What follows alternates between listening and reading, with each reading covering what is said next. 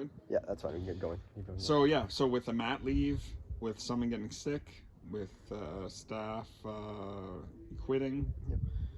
there's a whole bunch of opportunities for you to realize how valuable somebody was. Yep. And yes, in the last 30 or so years, you realize so there is no hierarchy of position. If you lose someone that does the books, Yep. it's a pain in the ass. If you lose an embroiderer, it's a pain in the ass. And So you'd say pretty much everything you couldn't do without. everyone you couldn't do without. So basically, when that happens, when I lose somebody, I basically work way too much. Yep. And right now, when everyone's there and healthy and doing good, and there's no mat leaves, Yep. my work is really, really easy. But I, I could go home tomorrow and it change. Like Yep. it just that's the way it kind of it's always hanging looming over.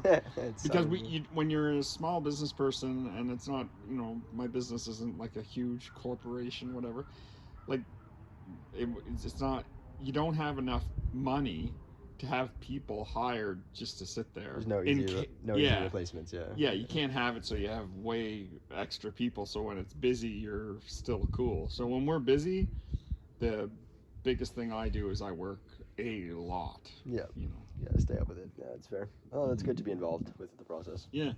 And okay, so speaking of all these roles, let's see. Like, if I don't know if this is exclusive to the people who are higher up or you do it all together, but how are key decisions made in the company, like big changes or anything like that? Is that so? Yeah, like a lot of like a lot of the big decisions, like there's not very many big decisions to be made. Okay, fair enough. A lot of the stuff just comes out in who you are as a entity. You kind of get a feel so that people don't have to ask permission for things that they already know. Yeah. As far as investments in equipment, we bought a new location in 2020. These are big decisions that like suggest to you that you're investing a lot of money. You're redesigning a building into a manufacturing facility. This means you're going to stay there for a while, and you have to consider things. These are big decisions, but I know they're kind of fun to make, and you go through them. As far as little Johnny's playing hockey and he's looking for a sponsorship, nobody would ever ask me if I was going to say yes to no to that because they know I'm going to say yes. Okay. So they don't have to bother with checking with me. Yeah. And I mean, fundamentally, our whole business exists because of community. So whenever we invest in our community, we get it back big time all the time. It's the best money you can spend is on community to for if it's sports or a class trip, any of that stuff, because you get it all back. Like, yeah, exactly. They're the same people that are putting on fundraisers and volunteering their time to put on a fundraiser. They're the same people that are your customers. Yeah, so you treat them well and they'll treat you well. I see what you mean. Absolutely. Yep. All right, great. Let's see where we can go here. We'll move on a little bit here. I want to come back to the whole company itself and all the stuff. How would you describe your company culture? Is it more family, or do you keep it pretty business and roles inside the place? Okay, so lots of laughs and jokes, kind of. Definitely, yeah. It's like a really there's a lot of humor and there's a lot of laughing and joking, carrying on, stuff like that. But you fundamentally you have to address. You have to have a lot of respect for people and each other, and know that if you do a good job of something, you're making it easier on somebody else. Yep. That's the most important thing. Whenever you touch a project, if you're making it easier for the next person, that person's going to want to make your day better. Yep. And it gets contagious, and that is the most important thing about work. Just like we're not going to make it romantic and say that, geez, like all my employees right now are all crying at home because it's a weekend and they can't be at work. Of course. That's not the way it is. We all go in there. We're all full time basically, and you go in and you just want to have a really good day at work, and and you want to feel like you're part of the crew, but there's a lot of respect there. If someone's having a tough day or whatever, like I always tell people, Like there's no such thing as calling in sick. If you Yeah, don't of want to be course. at work, don't go. Oh, really? Eh? It's like No, it's very don't relaxed. go.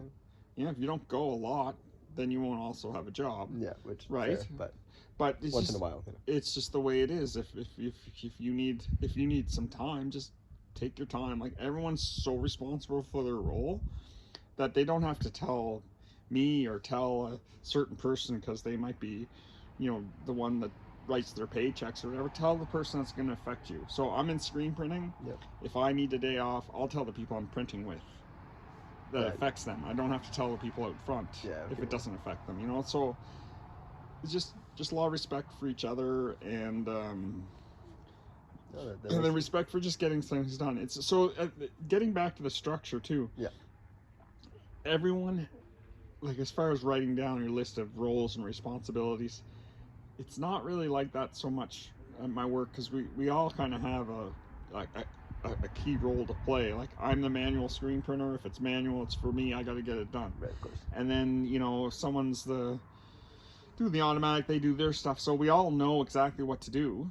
And then yeah, so I mean everyone has their role. We know what we got to do, and I mean, we No, just go about totally. our Yeah. stuff. Yeah. And you were mentioning before where it's like this is kind of what I was going to ask. You already had the examples of respecting each other enough to just like if you don't want to come in, Mm-hmm. don't come in, and that's really healthy. I was going to ask like what things or initiatives or kind of general common ideas do you guys have to upkeep this whole like culture, which this whole respect culture. Mm-hmm. What do you guys do to upkeep this? You already gave the answer of you know just letting people know who you affect that you're not going to be there. Do you have anything else that you guys do that makes you feel Yeah. warm and friendly kind of Yeah. vibe? One thing we do is and I never did this for the purpose of culture or anything like that. Right, yeah. But because we do everything we do is custom. Right. So on Monday, so you come in, you say, "I'm Joshua Ross. Yeah. I want this red T-shirt. I want 20 of them. I want them to say this on it. I want it to be blocking." But we have to write that down in the project, every single detail. And when you come and get that box, it can't be a box of blue shirts if you ask for red. Right. So there's a whole bunch of these details on timing, on payment, on pricing, because our prices are never the same. Right. Because you pay for different things, because you get different things. Yeah, makes There's sense. so many factors. We have to put that on the project. You have to actually pay attention and read the project. Right. Then get back to us and say, "Yeah, I like what you got there. I agree with you." So there's so much dependent on these projects to communicate to me as the guy that's producing it. For example, I'm in production. Yep. That I feel that that's not enough communication. So every Monday morning, we look at what we're producing that week, Yep. and we say, "Hey, you remember that Josh kid? Yeah, he was in. He's getting those blue shirts. Yeah, so here's his project." He's like, "Oh, geez, he called. Yeah. He wanted to say, hey, make sure, I don't know, the numbers on the back are a little bit bigger than last time." Yeah, okay, yeah. Anything that we can catch that's just like, oh shit. Slight change, yeah. Yeah, slight change or whatever. So we have the schedule meeting and we say, okay, Josh's project, does that look right? Anything I need to know? No, that's all good.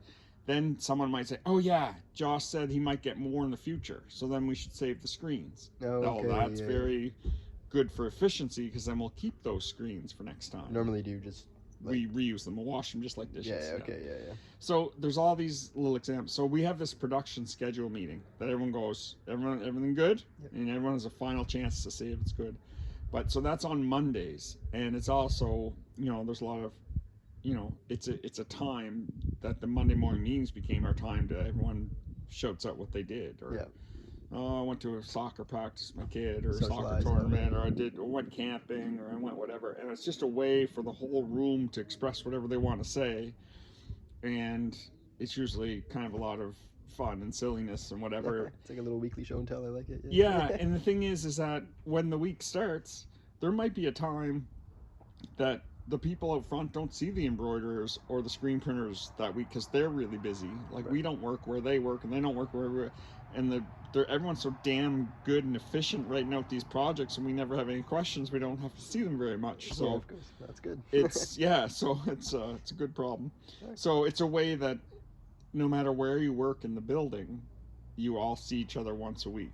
So it's become a really good, um, Like social point for you guys. yeah, it's a real good reset. And Yeah. then it just I don't know, every time you leave a Monday morning meeting, it's, they pick on someone, usually me. Yeah.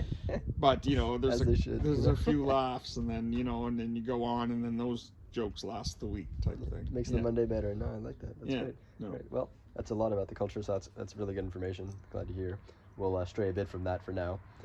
I want to move towards as much of less of a good mood it is challenges instead Mhm. of culture. Yeah. What challenges have you had to face in your organization? Was there any time or place that has really been insurmountable? Like, wow, this is a lot. I don't know if I can do this, but you like pushed on. Yeah. Yeah. And would you care to describe it? Oh my God. If I had one word, COVID. Yeah. Oh, I bet. Eh. Oh man, COVID Slowly in the was industry. impossible. Yeah. So my sales that May dropped 91%. My Wow. payroll that May was $8,000 more than my gross sales. Ouch. Yeah. I That is don't know what that is kind of business crazy. program you're in, but run the numbers. You No, won't no, last yeah, long. I can run those in my head. Yeah, that's that's not quite. Um, I've had challenges that I this is a true story to tell you how challenging my business had been Yeah. recently. I had a ski fall trauma, Really. got sick from it, Yep. didn't know what the hell was going on, but the symptoms got more serious. And that summer, that early spring, I was asked to speak to the graduating class of 2020. So Right. that's COVID. So I agreed to speak. Whenever I speak, I take it very serious. I prepare Yep. a lot Be for presentable. it Yeah. because I've presented without preparing once, and I'll never do it again. And I remember going to the grad event. It was I had to speak at 4 o'clock, and I went to bed at 11 o'clock that morning, a second time, and slept as much as I could so I wouldn't fall asleep Yep. because I had extreme fatigue. I had 6 hours a day of awake time. And I stood in front of that grad class and I told them that I had no, that COVID came the same month that my business closed on buying a building that was so expensive. Yeah, it was a big. And I had to sell a building just to scratch enough to get the down payment done. And I just put everything into this business. And then every run, graduation, Yep. event, concert, everything, every single reason we ever printed a t-shirt or sold a hat Yep. stopped immediately, Really. all together, 100%. Jeez. We had nothing. And I told the grad class during the speech I had no idea how I was going to get through. And it was true. I had no idea. And in the end, I had an excavator. Yep. I sold it. And because people couldn't travel outside the province, Mm, I had the only excavator for sale that size in all of Nova Scotia. really. Well, that could have been. And I sold it for more money than I bought it for. That's great. Yeah. Yeah. So that bailed me out a bit. And then there's the government subsidized the wages. That helped a lot. And then CERB came and got a bit of cash. Yep. And yeah, and basically in 1 year, all the equity I accrued in that first building I had, which I bought for little and sold for a lot, Yep. it all just, everything just vanished all at once. Really, it's tough. And then after I said that speech in June and money trickled along, I was bedridden by September Yeah, from the accident. from the accident. Yeah. And then operated my business from Remote kind of thing. from remote on a bed with 2 monitors above my head because I not only was I bedridden, but I was bedridden in neutral, which means I could not turn my head left or right or go into seizures. So I had to have a brace to hold my head straight. Yeah, it must have been hard to live like that for a while. It was hard. And then after subsidizing the wages of my staff, I lost about 40% of them because everyone just decided they needed to live a different life after COVID. Yeah, it happened a lot. Yeah. You know, and then I invested in my community. I told you that was a big thing for my business. And then Canada didn't know what I was going through medically, and I had to pay privately. And then that community fundraising helped. Oh right. Yeah. At the time, my wife and I got paid monthly from the business, and that year, I took 3 paychecks home. Yeah. Wow. It was brutal. Oh, and yeah. then $207,000 US to get my head screwed on. Yeah.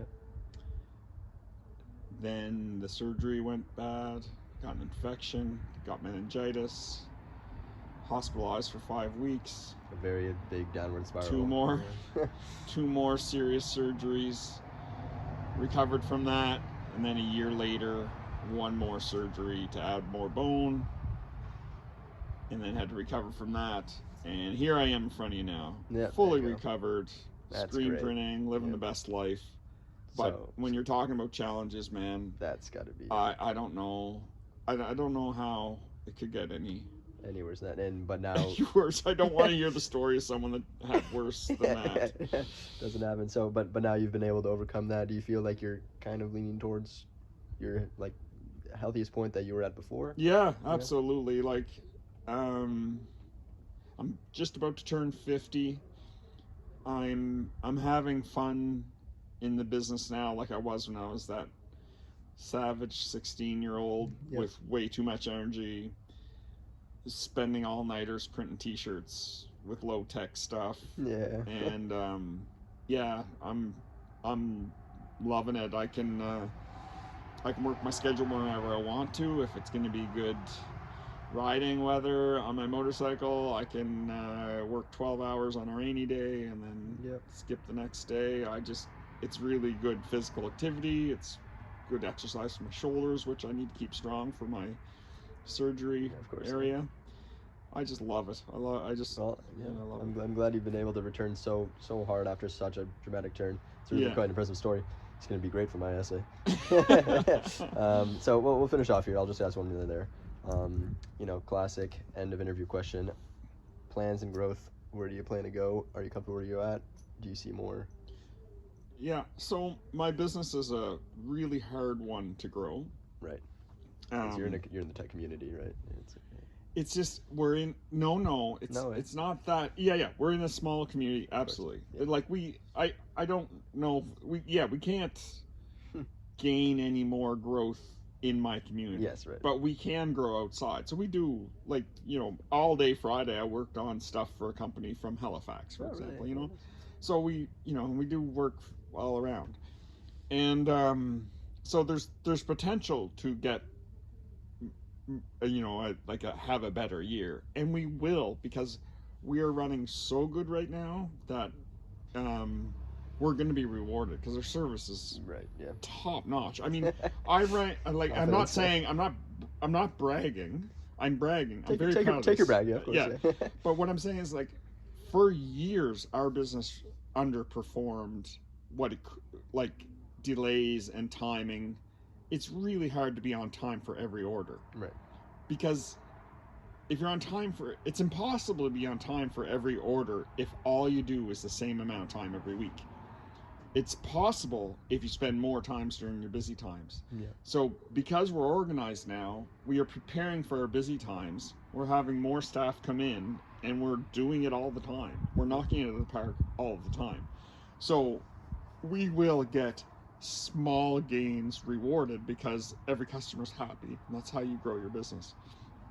But as far as expansion and growing the company, would you ever see that the building moving or something, like moving or anything? Or you guys like we got a big, beautiful, gorgeous space to work now. It's as big as I ever wanted, And the thing is, it's just like it's a great place to go to work. It's awesome. It's fun. It's like I don't want. Why do I want? Well, you're happy there, right? Yeah, just I don't want. Man, please don't give me growth. I'm 50. You don't need the corporate level. Yeah, so I just want to. I'd like to handle some more customers and some more work. Yes, I'd like to have more profitable years for sure. Especially now, Make up for it. I got my ass kicked there for a few years, and I need good times now. Yeah. But no, I don't know. I don't have plans for growth. Please, no. No plans for growth. Comfortable where we're at. Yeah. Take it to retirement. Yeah, I'm not gonna change the structure, whatever. If I can throw more shirts through the dryer, I will. There you go. Beautiful. Yeah. Well, thank you very much for this lovely conversation. That was awesome. Yeah. I'm glad you're able to have this, and best of luck with the future or whatever. Hopefully, staying the same. There you go. There you go. Awesome. Thanks, All Josh. right.